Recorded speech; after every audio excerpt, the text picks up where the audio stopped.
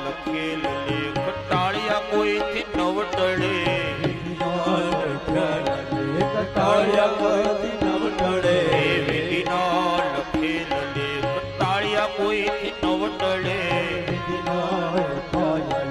ટાળ્યા કોઈથી નવ ટળે રામના વિયોગે રાજા દશરથનો દેહ બળે રામના વિયોગે રાજા દશરથનો દેહ બળે રામના વિયોગે રાજા દશરથનો દેહ બળે રામના વિયોગે રાજા દશરથનો દેહ બળે રામ સીતા પામ્યા વનવાસ સુખ દુઃખ તો આવે સંસારમાં રામ સીતા પામ્યા વનવાસ સુખ દુઃખ તો આવે સંસારમાં એ ભાવધરી ભજવા ભગવાન સુખ દુઃખ તો આવે સંસારમાં ભાવધરી ભજવા ભગવાન સુખ દુઃખ તો આવે સંસારમાં જય હો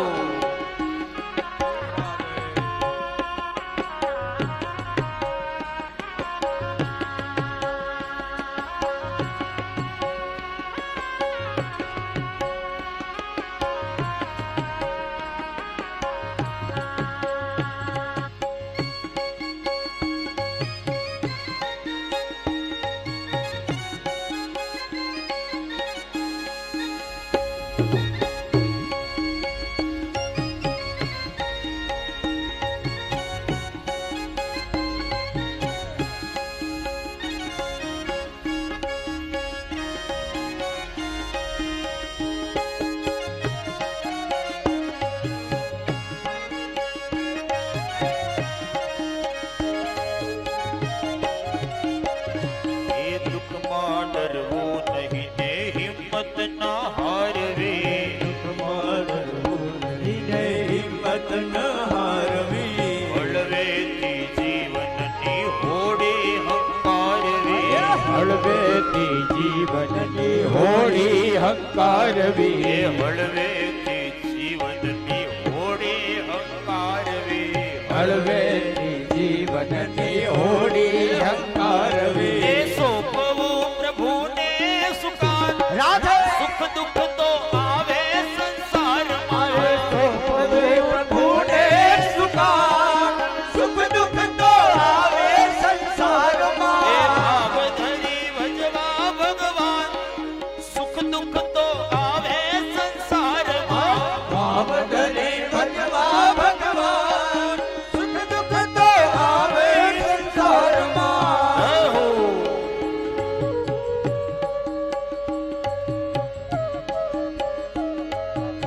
શ્રી રાધે હરિ બોલ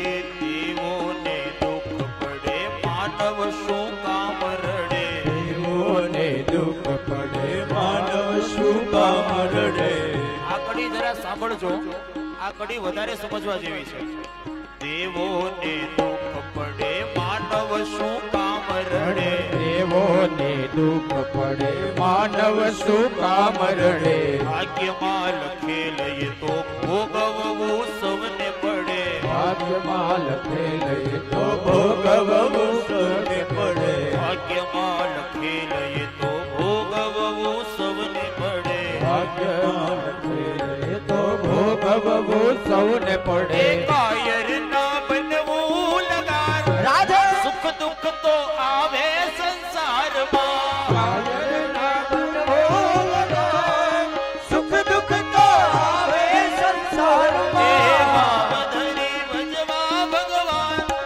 સુખ દુઃખ તો આવે સંસારમાં હવે ભાવ ધરી ભજવા ભગવાન, સુખ દુઃખ તો આવે સંસારમાં. જય હો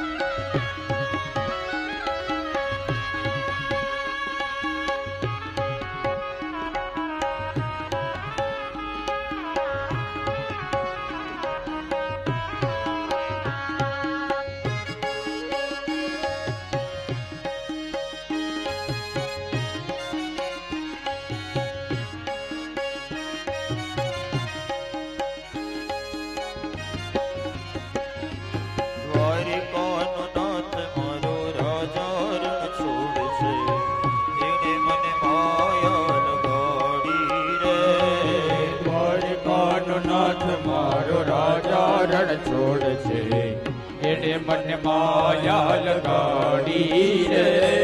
દ્વારિકાનો નાથ મારો રાજા રણ છોડશે એને મને માયા લગાડી રે દ્વારિકાનો નાથ મારો રાજા રણ છોડ છે, એને મને માયા લગાડી રે. એને મને માયા લગાડી મારા વાલા એને મને માયા લગાડી મારા વાલા. એને મને માયા લગાડી જય દ્વારિકાધીશ. મારા એને મને માયા લગાડી મારા વાલા. એને મને માયા લગાડી રે એને મને માયા લગાડી રે. એને મને માયા લગાડી રે એને મને માયા લગાડી રે. એ સુદામાનો મિત્ર મારો દ્વારિકાનો નાથ છે એને મને માયા લગાડી રે સુદામાનો મિત્ર મારો દ્વારિકાનો નાથ છે, એને મને માયા લગાડી રે.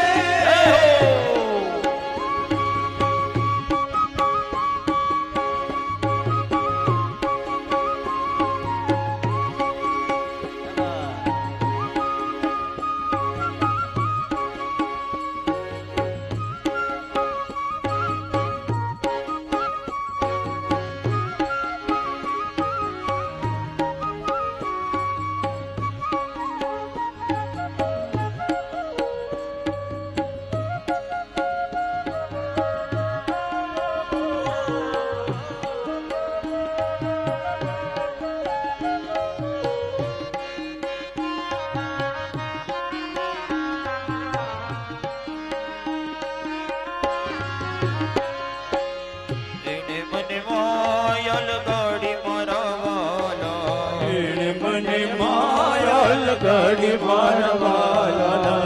એને મને માયા લગાડી મારા વાલા એને મને માયા લગાડી મારા વાલા. તમે મને માયા લગાડી રે તમે મને માયા લગાડી રે. સામે મને માયા લગાડી રે શ્યામે મને માયા લગાડી રે. એ સબરીનો નાથ મારો દ્વારિકાનો નાથ છે એને મને માયા લગાડી રે સબરીનો નાથ મારો દ્વારિકાનો નાથ છે, એને મને માયા લગાડી રે.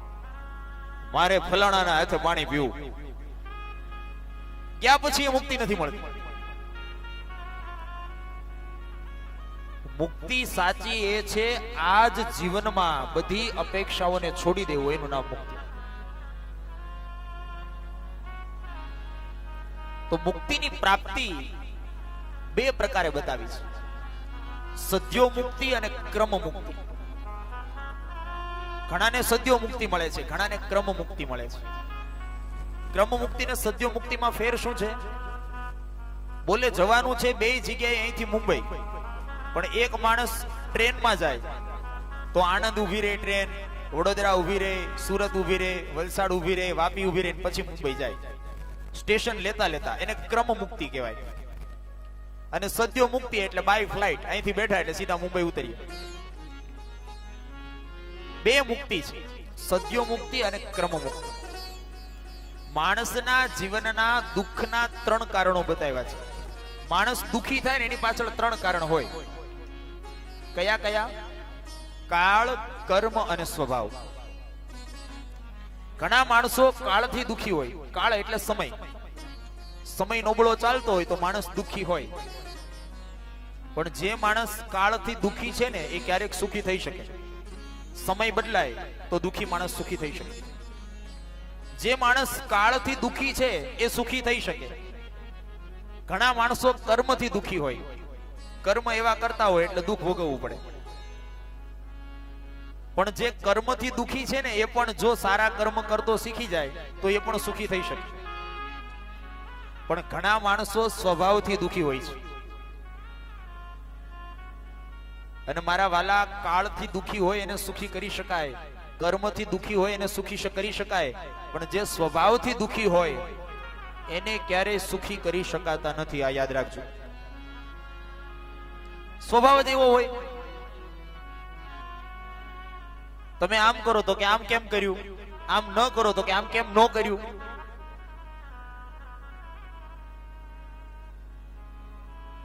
તમે પૂછો કે આજે શેનું શાક કરું તો કે તું મને ક્યાં રોજ પૂછીને કરે છે. અને તમે ન પૂછો તો એમ કે તું મને ક્યાં પૂછે છે.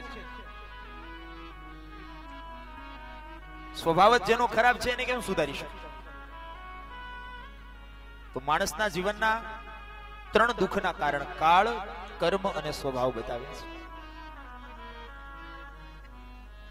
અને ત્યારબાદ વિદુર જે મૈત્રેય ઋષિને પૂછે છે કે મહારાજ, આ સૃષ્ટિની ઉત્પત્તિ કેવી રીતે થઈ એ કથા તમે મને સંભળાવો. ત્યારે પુનઃ મૈત્રેય ઋષિ વિદુરજીને સૃષ્ટિની ઉત્પત્તિની કથા કહે છે. બીજા સ્કંદમાં આપણે સાંભળી એ જ કથાનું પુનરાવર્તન થાય છે કે જ્યારે દુનિયામાં કશું ન હતું ત્યારે જળ હતું, જળમાં ભગવાન વિષ્ણુ સૂતા હતા. એની નાભીમાંથી એક કમળ થયું, કમળ ઉપર બ્રહ્માજી થયા. બ્રહ્માજી પ્રગટ થયા એટલે ભગવાન વિષ્ણુએ કીધું કે તમે સૃષ્ટિની રચના કરો. એટલે બ્રહ્માજી કહેવા લાગ્યા સૃષ્ટિની રચના તો કરું એનો વાંધો નથી, પણ બધા એને રાખવા ક્યાં? કારણ કે પૃથ્વી હતી ને એ હિરણ્યાક્ષ નામનો એક રાક્ષસ પૃથ્વીને ચોરી અને રસાતળમાં જઈને બેઠો હતો છુપાવીને. બ્રહ્માજીએ ભગવાન વિષ્ણુને કીધું કે આ હિરણ્યાક્ષ પૃથ્વીને ચોરીને ગયો છે, તમે પેલા પૃથ્વીને બહાર લાવો તો હું માણસને રાખું. ભગવાન વિષ્ણુએ કીધું કે તમે ચિંતા ન કરો. એ જ સમયે બ્રહ્માજીને છીક આવીને બ્રહ્માજીના ડાબા નાકમાંથી એક અંગૂઠા જોડું રૂપ લઈ અને ભગવાન પ્રગટ્યા. બોલીએ શ્રી વરાહ ભગવાન કી જય. ભગવાન વરાહ બનીને પ્રગટ્યા છે. વરાહનો અર્થ શું થાય? વર એટલે શ્રેષ્ઠ અને અહ એટલે દિવસ, સારો દિવસ, એનું નામ વરાહ. જ્યારે પણ ઈશ્વર તમને સારો વિચાર આપે ને એટલે એ દિવસે એનું પાલન કરી લેવું અને વરાહ બની જવું. ભગવાન વરાહ પ્રગટ થયા, પલવારમાં રસાતળમાં ગયા, પૃથ્વીના પેટાળમાં જઈ પેલો હિરણ્યાક્ષ નામનો જે અસુર હતો એની સાથે ભગવાને યુદ્ધ કર્યું છે. પેલો હિરણ્યાક્ષ કહેવા લાગ્યો કે હે ભૂંડ, મૂકી દે, આ પૃથ્વી મારી છે. ભગવાને કીધું કે આ મારું મારું બહુ કરે છે. તમે એક બંધ રૂમમાં બેઠા હો ને, પછી જોરથી બૂમ પાડજો મારું, તો પડઘો શું આવશે? મારું. ભગવાન એમ કે જે બહુ મારું મારું કરે ને એને હું પણ મારું, અને જે એમ કે આ બધું તારું, ભગવાન કે એને ભવસાગરમાંથી હું તારું. એટલે બની શકે ને તો જીવનમાં બહુ મારું મારું ન કરવું, તારું તારું કરવું. રામકૃષ્ણ પરમહંસના બે શિષ્યોની વચ્ચે ઝઘડો થયો.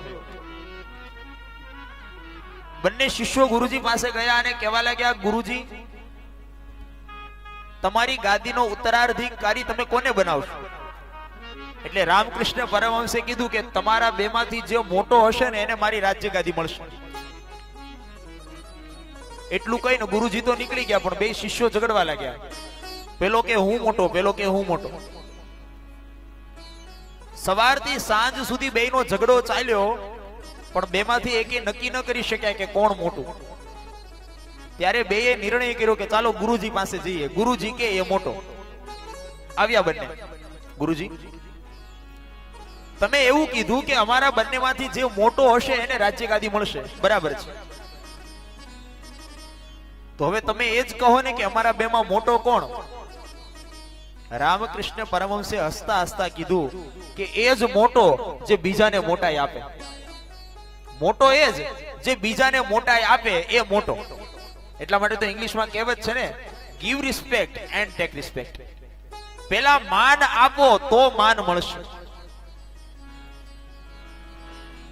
તમારો જેવો વ્યવહાર હશે એવો જ વ્યવહાર સામેથી તમને મળશે. હિરણ્યાક્ષ કહેવા લાગ્યો, છોડી દે આ બધું મારું છે. ભગવાન વરાહે એક જ મુષ્ટિકાનો પ્રહાર કર્યો. હિરણ્યાક્ષને મુક્તિ આપી. ભગવાન પાણીમાંથી પૃથ્વીને બહાર લાવ્યા. બ્રહ્માજીને કીધું કે આ પૃથ્વીની રચના કરો, અને બ્રહ્માજીએ એ પૃથ્વીની ઉપર સૃષ્ટિ બનાવી છે. આમ તો વર્ણન બહુ લાંબુ છે. પહેલા બ્રહ્માજીએ પોતાના 4 માનસ પુત્રો બનાવ્યા છે, સનત, સનંદન, સનાતન અને સનત કુમાર. ચારેયને કીધું કે જાઓ તમે સંસારને આગળ ચલાવો. પણ ચારેય પુત્રો બે હાથ જોડીને ઉભા રહ્યા, પિતાજી અમારે સંસારમાં જવું નથી. કારણ અસાર ખલુ સંસાર દુઃખ રૂપી વિમોહક. આ સંસાર છે ને કુવા જેવો છે, આમાં એકવાર માણસ પડે પછી બહાર નીકળી શકતો નથી. અહીંયા ઘણા બધા વડીલો બેઠા છે, એને અનુભવ્યું હશે કે કોઈ મોટો બિઝનેસમેન હોય ને, થોડા બધા પૈસા કમાઈ લીધો હોય, પછી આપણે એમ કહીએ કે સાહેબ હવે શું કામ દોડો છો? એટલે એમ કે થોડુંક કરી લો ને પછી નિરાશ, આટલું કરી લઉં. પણ કેટલું કરી લઉં એનું કોઈ માપ છે નહીં. 4 પુત્રોએ ના પાડી એટલે બ્રહ્માજીએ પુનઃ પાછા 10 માનસ પુત્રો પ્રગટ કર્યા. મરીચિર અત્રિ અંગિરસો પુલસ્ય પુલહ ક્રતુ ભૃગુર વસિષ્ઠો દક્ષશ્ચ દશમસ્તત્ર નારદ. જેમ પેલા 4 પુત્રોને આદેશ કર્યો તો એમ 10 પુત્રોને આદેશ કર્યો કે જાઓ સંસારને આગળ વધારો. પણ 4 પુત્રોએ હાથ જોડ્યા, એમ 10 પુત્રોએ હાથ જોડ્યા, પિતાજી અમારે સંસારમાં નથી જવું, અમારે ભગવાનની ભક્તિ કરવી છે.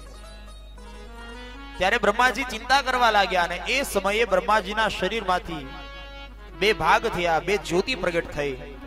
ડાબા અંગમાંથી એક સ્ત્રી બની, જમણા અંગમાંથી એક પુરુષ બન્યો. સ્ત્રીનું નામ છે શતરૂપા.